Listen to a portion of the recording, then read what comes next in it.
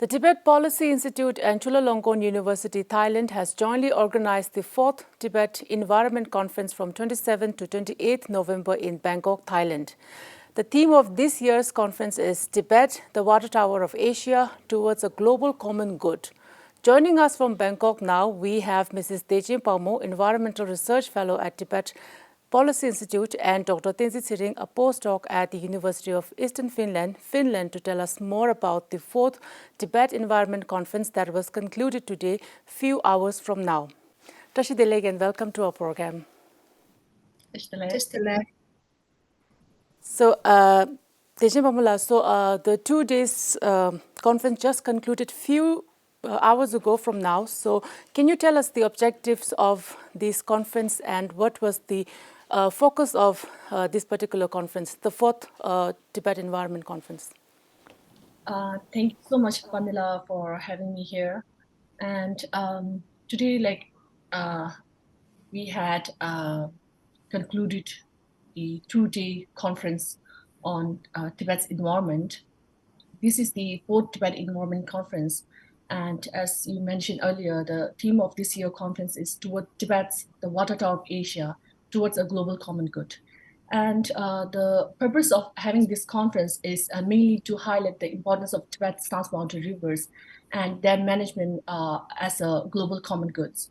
So we have a few objectives of holding this conference, particularly focus on rivers, is because one of the main reasons is to reinforce and to acknowledge the global significance of Tibetan Plateau as the water tower of Asia. And secondly, to reassess and readdress and foreground the state of Tibet transboundary rivers and a growing transboundary water crisis that affects the livelihood of millions of people living downstream. And other than this, we also would like to provide this platform to all the downstream countries to share information and provide an inclusive space for all this diverse range of opinion and discussion and aspiration for the protection of Tibet's rivers. And we have also invited indigenous people and other stakeholders who from the riparian countries to share their experience in governing their water resources. So this is the main objective of having this conference, and we think that this has been really a good conference and very successful one. Thank you. Tenzin, so during the conference, your research paper, you spoke about the microplastics in the freshwater sources of India Himalayas.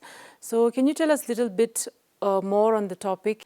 And also, how do we relate that with Tibet's ecology? Sure, definitely. So microplastics itself is quite a new topic in terms of research timeline. So microplastic basically is very small plastic particles which are lower than 5 millimeter in size. And with the current state of knowledge of microplastics, it is considered as an emerging pollutant. My research, my PhD research was related to microplastics in the freshwater sources in the Eastern Himalaya, and the studied sites were Brahmaputra River, Indus River, and 3 lakes in the Ladakh. So coming to how it relates to the Tibetan ecology, the studied sites in my research, they are sources from the Tibetan Plateau. And as I mentioned, microplastic topic is a relatively new area, therefore creating awareness on such important topic, I think it's very important, and therefore having the opportunity to share the finding on such platforms such as 4th Tibet Environment Conference, I think it's a very good opportunity. And also, if I speak a bit about the microplastic situation inside the Tibetan Plateau, which I also presented in my presentation as well. So I personally haven't done the research in Tibetan Plateau, but then there were a researcher who conducted the field work and then have the scientific investigations over there. And they also reported that microplastics were also observed in the Tibetan Plateau. And there were some studies which also suggested that the microplastics, which were the waste which were generated by the tourists, that contribute substantially to the microplastics in the Tibetan Plateau. And I think it's very important for the local people as well as to all the stakeholders to understand the importance of creating awareness on the microplastic pollutions. So I think my presentation is quite in line with this aim of the conference.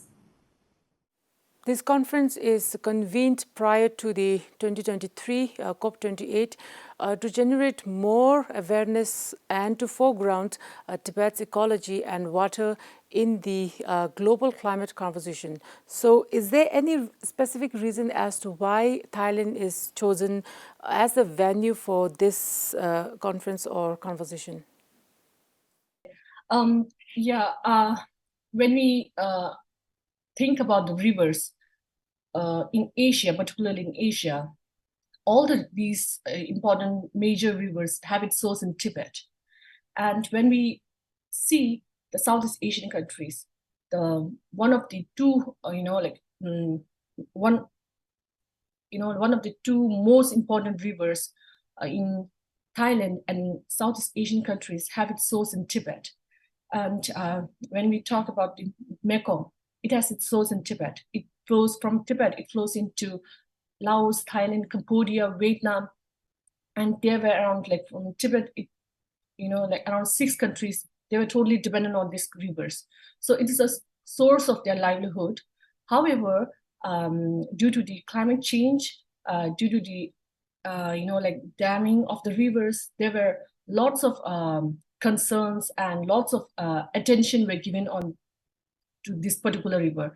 So, however, when there were more discussion, more attention were given to these rivers, while discussing, there were no any Tibetan in this kind of conversation.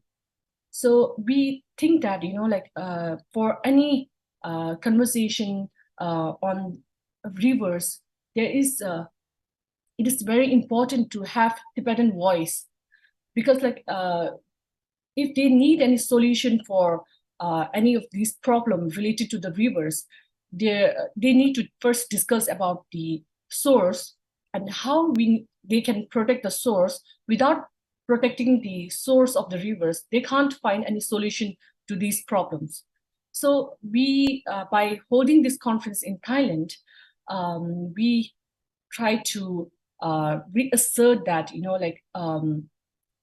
without Tibetan in this kind of conversation, it won't be possible for them to find any solution. So therefore, we choose this particular country, Thailand, and there were more number of expertise, more government attention, more scientists who are giving more attention on these issues. Therefore, we have got this opportunity to collaborate with such academics in Thailand, and we have this cooperation between the Tibetans and the downstream countries experts, and we can coming together and having dialogue on such important issues gives an opportunity, gives an space where we can see how we can collaboratively protect these rivers. That's the main aim of having this conference in Thailand. All right. And Tenzin, so this is your first Tibet-related conference that you have attended, especially organized by the TPI. So can you share your experience of this conference and what were the key takeaway for you?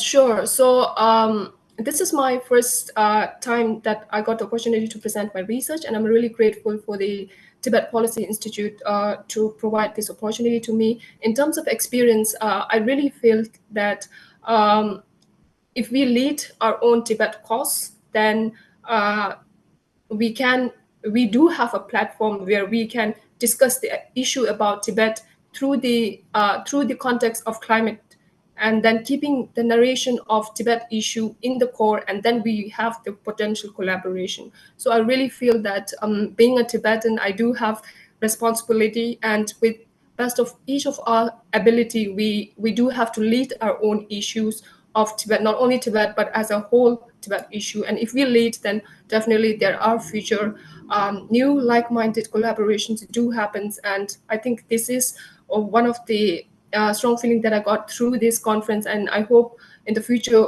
we do have follow-up through this such kind of important conference. Tenzin, like, can you share with us any key takeaways? I'm sure within this 2 days of conference, there are a lot of number of different panelists that have also presented. Have you heard anything from them or anything interesting that you'd like to share?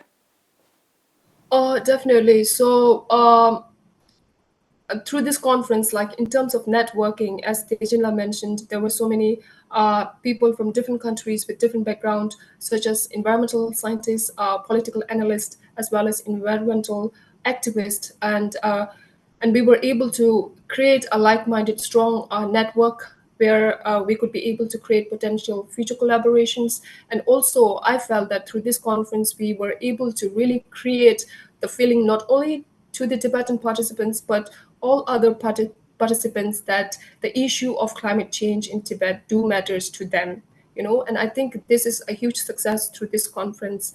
And also personally for me, when I present my research related to microplastics, there were some other a research group in the Chulalongkorn University itself where they were interested to collaborate for future scientific experiments such as microplastics in Mekong River and so on. So I think these are very positive, and yeah, this is it.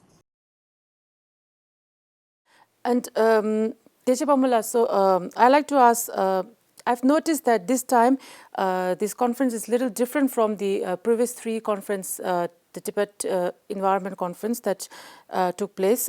So among the panelists that you have selected as organizer for this conference, can you tell us who have participated in the conference? Who are they? Okay, there are many experts and environmental experts, scientists, engineer, and policy analysts, and advisor as well. So we were able to invite so many speakers, and there were around 18 speakers. And we have 6 sessions. Each session have 3 speakers. So when we talk about particular speakers, we were able to invite Mr. Dr. Surijit, who was also UNESCO Chair of Water and Disaster Management and Climate Change. And then we have Dr. Hassan Abbas, who is also have 30 years of experience working on environment and water-related issues. He is from Pakistan. And then, like, of course, we have Dr. Tsering, and she's a postdoctoral researcher from Finland. And then, like, we have environmental defender from Mekong region, Mr. Nobarat Lamun, and his organization is one of the main NGO based in Thailand who have worked and who have able to protect the Mekong River from Chinese rabbit blasting project. And then we have Mr. Narendra Manshakya, and he has been, he's also have a civil engineering background. He spoke about the rivers that flows from Tibet to Nepal. And then we have, we have many speakers, like Anamika, Dr. Anamika, she's from IIT Guwahati.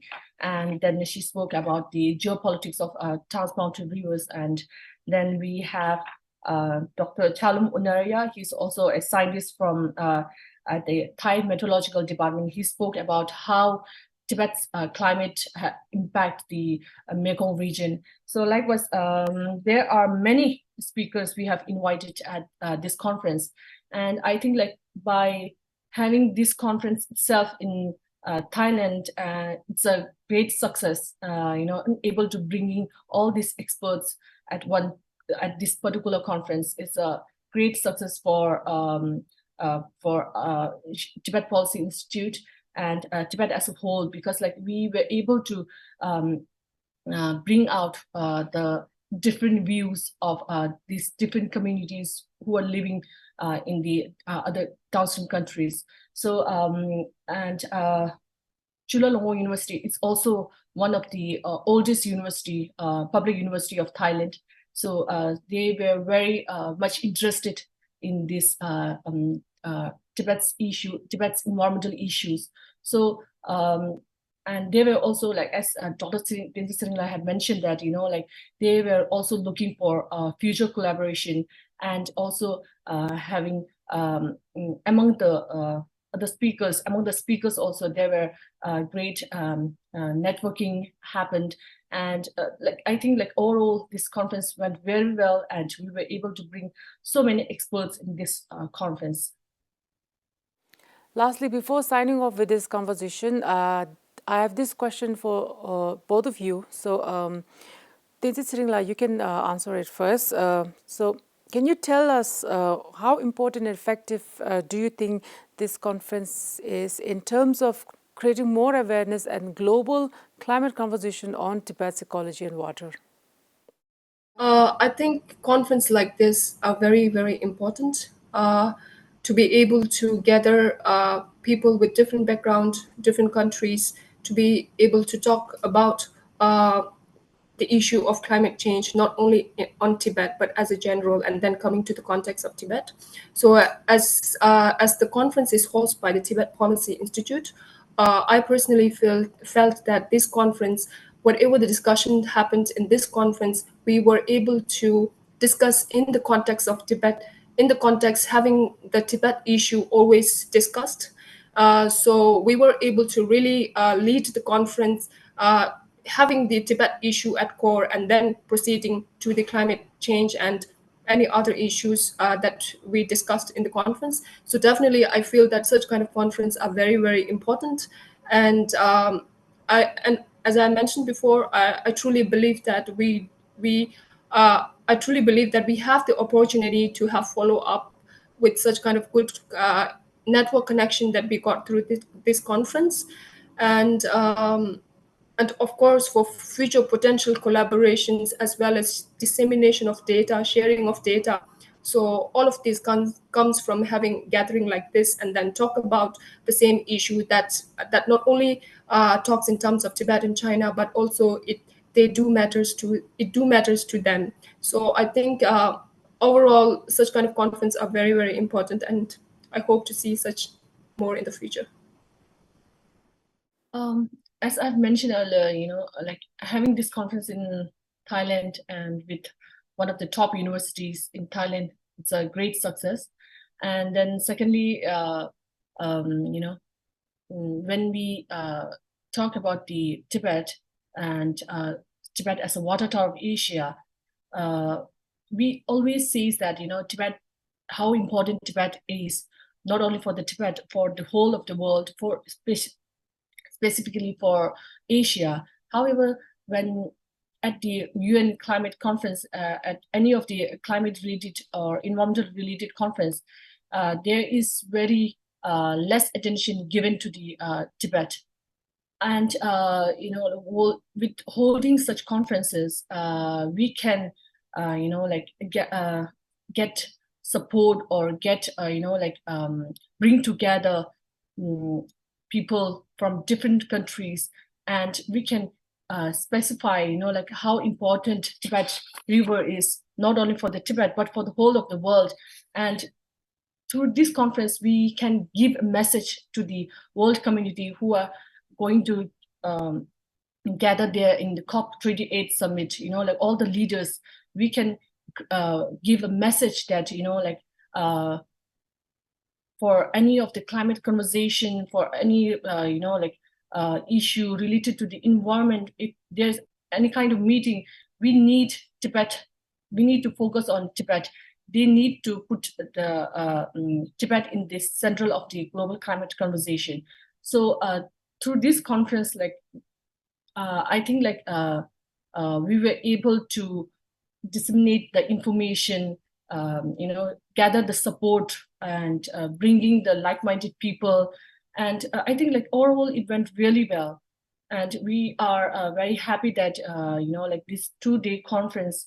In this 2-day conference, we were able to garner the support of the Chulalongkorn universities, those students and those professors who are very concerned about the environmental issues. And during the meeting, we were able to we heard from our other participants, other people who works at the universities. They don't have much information about the Tibet, about the Tibetan issues, about the significance of Tibetan rivers. Now, after having this conference, they realize, like how important the Tibetan plateau is and why we need to protect this source of the rivers. So this having this itself is a great success, and making them aware of this, importance of Tibetan rivers, Tibet's plateau.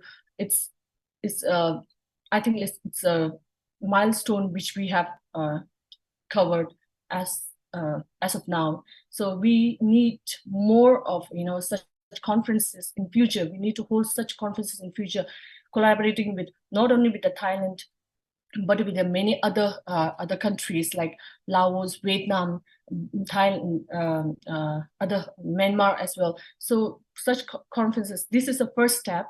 Then we are also looking for many more future collaboration. Yeah, so that's it. Thank you. Thank you. Best wishes in that. So it was lovely talking to Dechen Palmo and Tsering today for this conversation, and thank you so much for talking to us. Thank you. Thank you very much. Thank you for watching, and see you in the next episode of In Conversation with Tibet TV.